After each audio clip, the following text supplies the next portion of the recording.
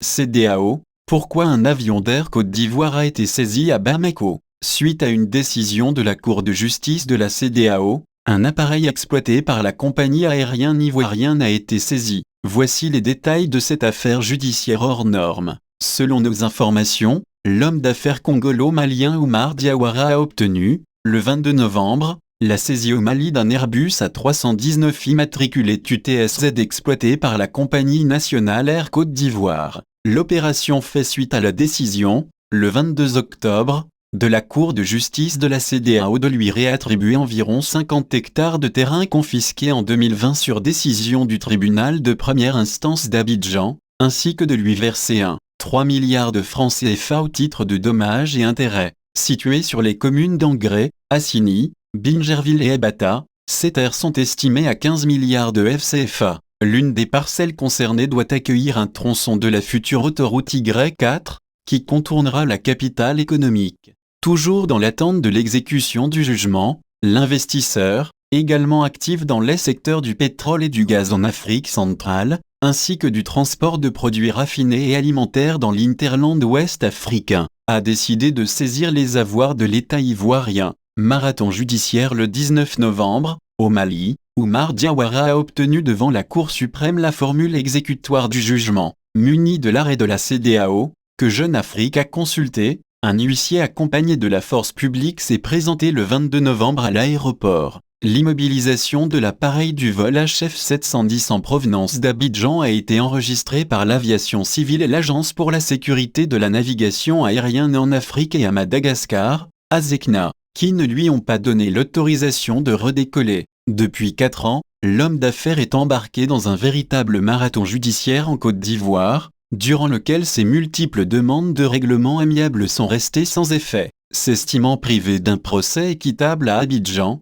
il avait porté son dossier au niveau communautaire en avril 2021. Dans leur arrêt, les magistrats de la CEDEAO avaient reconnu son préjudice, décrivant l'action de la juge ivoirienne Blanche Abanesso comme clairement motivée par la partialité, les préjugés et la mauvaise foi. L'affaire a débuté le 18 juillet 2017. L'investisseur fait l'acquisition, au travers de la Société ivoirienne des dépôts douaniers, SIDD, dont il est l'unique actionnaire, de l'entreprise immobilière Perle Invest. Celle-ci est mise en vente par BNI Gestion, filiale de la Banque nationale d'investissement, BNI, ivoirienne, à la demande du CREPMF, le gendarme des marchés financiers de l'UMOA, pour des raisons réglementaires. Fin 2017, Oumar Diawara constate que les actifs de Perle Invest, au départ estimés à 100 hectares, ont été surévalués. Il met alors à jour un système d'abus de biens sociaux et de détournement qui aurait été orchestré par Fatoumata Sakandé Cissé,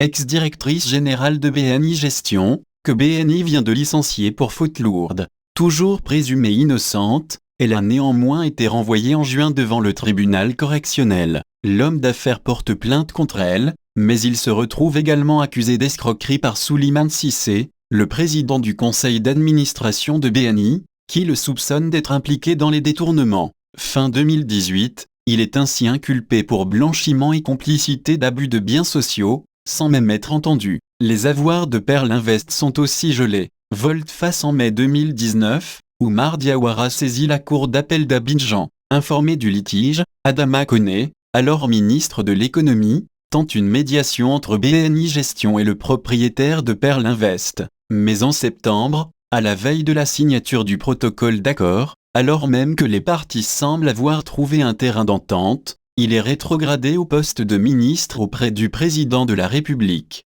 chargé des affaires économiques et financières. Son successeur, Adama Coulibaly, qui n'est autre que son ancien directeur de cabinet, fait volte-face. Constatant l'inaction de la Cour d'appel, Oumar Diawara et son conseil saisissent courant 2020 la Cour de cassation. Mais, la magistrate Blanche Abanesso, en charge de l'instruction, refuse de transmettre l'affaire au procureur. Au mépris des procédures, elle poursuit son travail jusqu'en septembre 2020. L'avocat d'Oumar Diawara découvre alors un dossier vierge de toute audition. Ni les témoins, ni les parties civiles, ni Fatoumata Sakandé Cissé, l'auteur présumé des infractions, ni son client n'ont été interrogés. Elle constate aussi que les terrains de Perle Invest sont depuis une ordonnance du 17 avril 2020 placés entre les mains de la justice. La juge dessaisit en octobre. Les juges de la Cour de cassation décident finalement de dessaisir la juge. Dans un courrier daté du 24 décembre 2021 adressé à Moussa Sefon,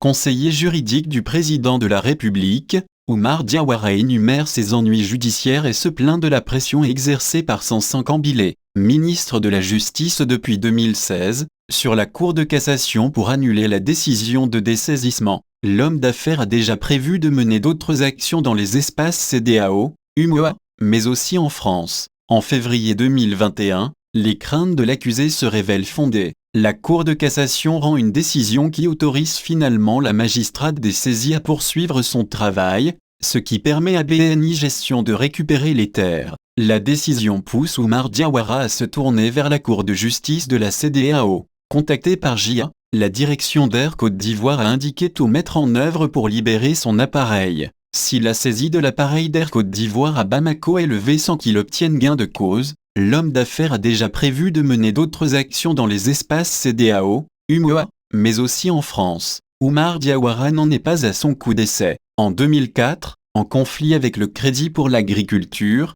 l'industrie et le commerce à Brazzaville, il avait saisi en France des avoirs congolais, avant d'obtenir un accord lui accordant 13 millions de dollars. Source: Jeune Afrique.